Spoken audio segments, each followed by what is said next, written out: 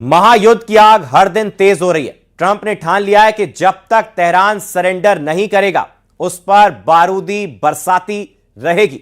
इस बार ट्रंप ने ईरान में इंफ्रास्ट्रक्चर को टारगेट किया है। अमेरिका एयर स्ट्राइक में ईरान का सबसे बड़ा ब्रिज दो हिस्सों में बंट गया। इस स्ट्राइक के साथ ईरान और अमेरिका ने जंग को धार दे दी है। देखिए,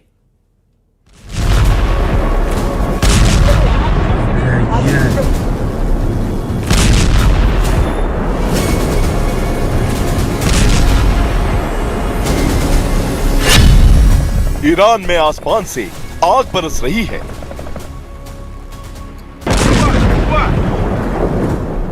सैन्य ठिकाने खाक में मिल रहे हैं।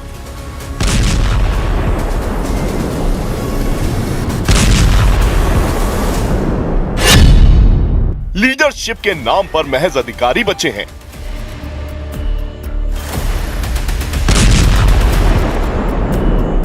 इजराइल पर लगातार हमले और अमेरिकी अड्डों को तबाह किए जाने से बौखलाए ट्रंप के टारगेट पर है ईरान का इंफ्रास्ट्रक्चर। अमेरिका के निशाने पर है ईरान के एयरपोर्ट, ईरान के बड़े ब्रिज, ईरान का ऊर्जा संयंत्र, ईरान के परमाणु ठिकाने और ईरान के बारूदी बंकर। और इन पर तबाही मचाने के दौरान बीच में जो भी आएगा उसका मुकद्दर सिर्फ मौत होगा। ये बात ट्रंप ने साफ और स्पष्ट शब्दों में बोल दी है। ट्रंप ने क्लियर कर दिया है कि उनका मकसद अब सिर्फ और सिर्फ तेहरान का खात्मा है।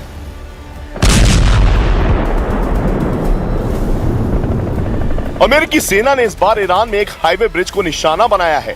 अमेरिका के इस अटैक के बाद दोनों देशों के बीच तनाव और बढ़ गया है। ये हमला B1 पुल पर हुआ जो तेहरान को करज से जोड़ता है। अमेरिकी सेना के मुताबिक ये ब्रिज ईरान के लिए उसके हथियारों को आगे भेजने का सबसे जरूरी रास्ता था। इस रास्ते से ईरान अपनी मिसाइल और ड्रोन को सैन्य अड्डों तक पहुंचाता था, जहां से अमेरिकी ठिकानों इजरायली सेना के अड्डों को टारगेट किया जाता था। ब्रिज पर अटैक के बाद ट्रंप ने अपने सोशल मीडिया प्लेटफॉर्म पर लिखा कि हमारी सेना जो दुनिया की सबसे महान और सबसे शक्तिशाली सेना है। अमेरिकी सेना ने ईरान में बचे कुछ अवशेषों को नष्ट करना अभी शुरू भी नहीं किया है। अभी पहले पुल फिर बिजली संयंत्र को निशाना बनाया जा रहा है। नए शासन के नेतृत्व को पता है कि क्या करना है और वो तेजी से कर रहा है। मतलब साफ है कि ईरान की जमीन पर, उसके इलाकों में उसकी लीडरशिप के खात्मे के साथ अमेरिका और इजराइल की सेना मिलकर ग्राउंड ऑपरेशन की प्लानिंग कर रही है। और ये बात ईरान भी अच्छे से समझ रहा है, इसलिए वो धमकी दे रहा है कि अमेरिका अगर ऐसा इरादा रखता है तो अंजाम के बारे में भी एक बार अच्छे से सोच ले। उधर अब्बास अरागची ने भी ईरानी ब्रिज को तबाह करने पर अमेरिका और इजराइल पर जुबानी तीर दागे। उन्होंने सोशल मीडिया पर लिखा, नागरिक ढांचे पर हमले से ईरान नहीं झुकेगा, बल्कि इससे अमेरिका की साख को ही नुकसान होगा। अधूरे पुल को तोड़ने से ईरान सरेंडर को मजबूर नहीं होगा। हर पुल और इमारत पहले से कहीं ज्यादा मजबूत होकर दोबारा बनाई जाएगी। ईरान में सबसे बड़े ब्रिज को टारगेट करने के बाद आसपास के इलाकों में बिजली संकट गहरा गया है। ईरान का दावा है कि जिस ब्रिज को अमेरिका ने टारगेट किया वो अभी चालू तक नहीं था।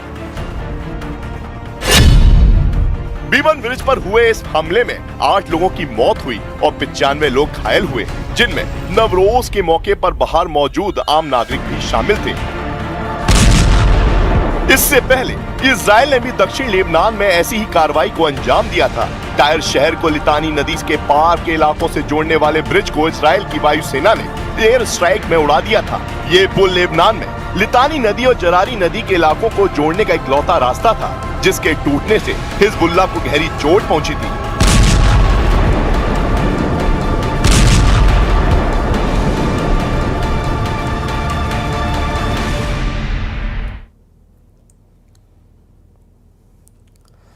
और ईरान के साथ युद्ध के बीच अमेरिकी सेना और वॉशिंगटन में हलचल बेहद तेज हो गई है। युद्ध के बीच अमेरिका की सैन्य व्यवस्था में चौंकाने वाला बदलाव हुआ है।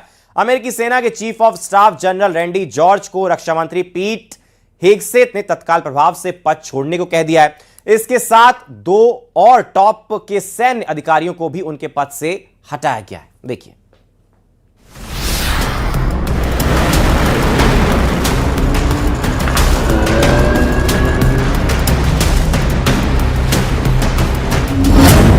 ईरान में जंग, ट्रंप की सेना में हड़कंप।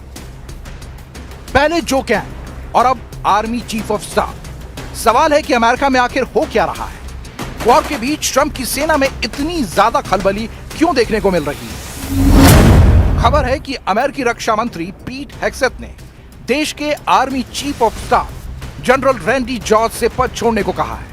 इसके साथ ही जॉर्ज को तुरंत इस्तीफा देने को कहा गया। जॉर्ज 2027 में रिटायर होने वाले थे। इसके साथ ही डेविड होडने और major general William Green junior को भी पद से हटा दिया गया है। हेग्सेथ ने आर्मी चीफ ऑफ स्टाफ को बदलने का फैसला ऐसे वक्त में किया है जब अमेरिका की सेना ईरान के खिलाफ एक भीषण जंग में उलझी हुई है। हालांकि इस लिस्ट में केवल सेना के अफसर ही शामिल नहीं हैं, बल्कि खबर है कि अमेरिका में इस्तीफे की बाढ़ आने वाली है। यूएस के नेशनल काउंटर टेररिज्म सेंटर के डायरेक्टर जो कैंट मार्च में इस्तीफा दे चुके हैं। Chief of staff Randy George से इस्तीफा मांग लिया गया है। एफबीआई डायरेक्टर काश पटेल से इस्तीफे की चर्चा है। आर्मी सेक्रेटरी डैनियल डिस्कॉल भी इस्तीफा दे सकते हैं। Lab secretary lorry Javed DeRemer के भी इस्तीफे की चर्चा है। अटॉर्नी जनरल पैम बॉन्डी को भी पद से हटा दिया गया है। जनरल डेविड होडने को भी पद से हटा दिया गया है। Major general William Green junior को भी पद से हटा दिया गया है। Director national intelligence Tulsi Gabbard के भी इस्तीफे की चर्चा है। लेकिन सबसे ज्यादा चर्चा army chief of staff general Randy George पर इस्तीफे के दबाव की हो रही है। खबर है कि रैंडी जॉर्ज की जगह जनरल क्रिस्टोफर लॉनवे संभालेंगे, जो वर्तमान में वाइस चीफ ऑफ स्टाफ हैं और पहले हेग्सेथ के सैन्य सहयोगी रह चुके हैं।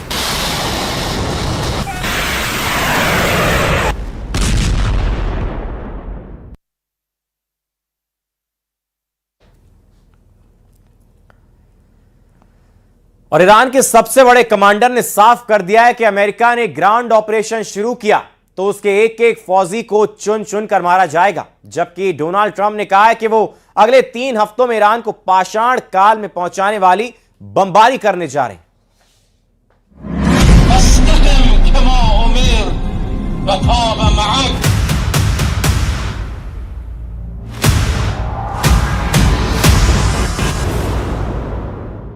वॉर जोन ईरान और व्हाइट हाउस दोनों जगह से पक्की खबर है। ईरान के खिलाफ ग्राउंड ऑपरेशन होगा, बराबर होगा। ईरान की जमीन पर उतरेंगे अमेरिका के कमांडो। इसकी गारंटी डोनाल्ड ट्रंप दे रहे हैं। ग्राउंड ऑपरेशन किसी भी वक्त शुरू हो सकता है, लेकिन अमेरिका और इजराइल के जमीनी अटैक के खिलाफ पलटवार भी होगा। ये वायदा ईरान का है। ईरान का दावा है कि ट्रंप को करारा जवाब मिलेगा, बराबर मिलेगा। ईरान के आर्मी चीफ ने कह दिया है कि अमेरिका या इजराइल का एक भी सैनिक जिंदा ना बच पाए, उसे मार दिया जाए। ईरान के कमांडर इन चीफ अमीर हातमी ने कहा कि किसी को कैदी न बनाया जाए, मौके पर ही खत्म कर दिया जाए। ईरान के सेना अध्यक्ष का ऑर्डर बिल्कुल साफ है, पहले पलटवार में ही दुश्मन को पता चल जाए कि ईरान पर कब्जा करना नामुमकिन है। با تیغ خاطر جانم رو فدا بکنم. خیلی از شما هم میدانم همین حس رو دارید. امروز روشن هدف ما این هست که سایه جنگ باید از سر کشور ما برداشته بشه.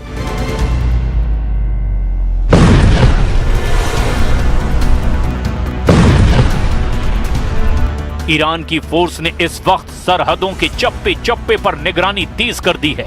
दुश्मन फौज कहां से कब्जा करना शुरू करेगी, इसका अंदाजा बहुत मुश्किल है। ट्रंप की मरीन फोर्स अगर दक्षिण में समंदर की तरफ से अटैक कर सकती है, तो अमेरिका की डेल्टा फोर्स उत्तर की तरफ से हमला लॉन्च कर सकती है। ईरान के आर्मी चीफ ने साफ साफ ऑर्डर दे दिया है, दुश्मन अगर घुसने की कोशिश करता है तो ईरान की जमीन पर उसका पहला कदम पड़ने से पहले ही उसके टुकड़े टुकड़े कर दिए जाएं। ما باید تاوان تجاوزی که آغاز کننده آن بودید را به ملت شرافتمند، عزیز و مسلمان پس بدهید.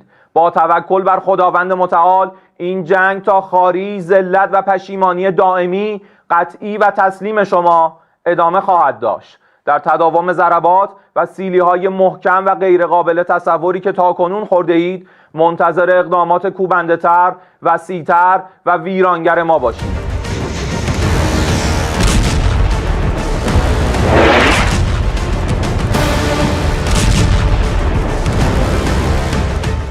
डोनाल्ड ट्रंप ने बता दिया है कि उन्होंने ईरान युद्ध से निकलने का फैसला नहीं किया है। वो ईरान पर हमले जारी रखेंगे और उसे उस दौर में ले जाएंगे जिसे स्टोन एज यानी कि पाषाण युग कहा जाता है।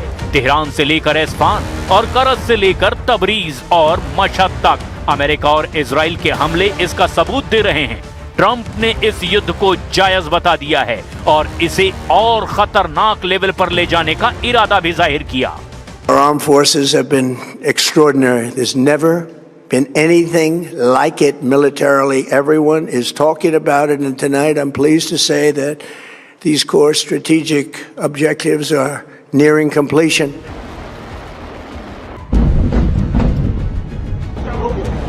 डोनाल्ड ट्रंप ग्राउंड ऑपरेशन के लिए इसीलिए बेकरार हैं क्योंकि अमेरिका ईरान के मिसाइलों को नहीं रोक पा रहा। वो उन लॉन्चिंग पैड तक पहुंचकर मिसाइल अड्डों को तबाह करना चाहता है, लेकिन ये इतना आसान भी नहीं है।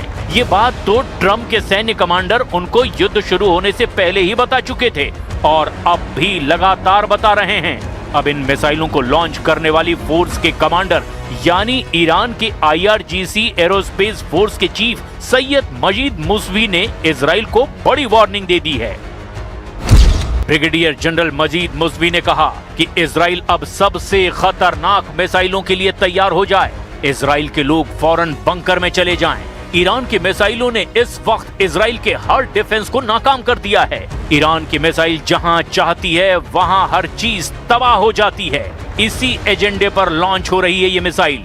ईरान के सेजिल से लेकर इमाद तक, एतमाद और शहाब से लेकर क़ियाम और खैबर शिकन के साथ हज कासिम मिसाइलों को लगातार दाग रहा है ईरान। क्लस्टर बम वाली खुर्रम शहर 4 मिसाइल भी अब तेल अवीव में तबाही मचा रही है। ये ईरान के ऑपरेशन ट्रू प्रॉमिस का हिस्सा है जिसमें ईरान ने इजराइल को मुंह तोड़ पलटवार का वायदा किया है।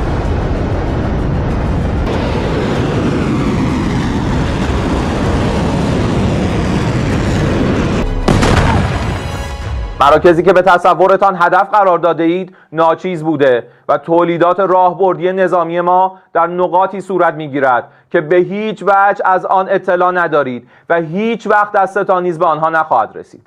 زحمت شما را کم میکنیم مبنی بر اینکه موشک‌ها، پهپادها و تجهیزات راهبردی ما را نشمارید چون قطعاً به خطا میروید و به جایی نخواهید رسید.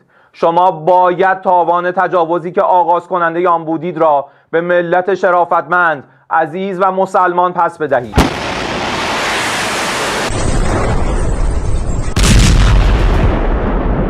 पूरी दुनिया इस युद्ध के लिए डोनाल्ड ट्रंप को जिम्मेदार बता रही है, लेकिन सवाल ये है ट्रंप ने इस युद्ध की शुरुआत किसकी सलाह पर की? तो जवाब सबको मालूम है कि नेतन्याहू से मीटिंग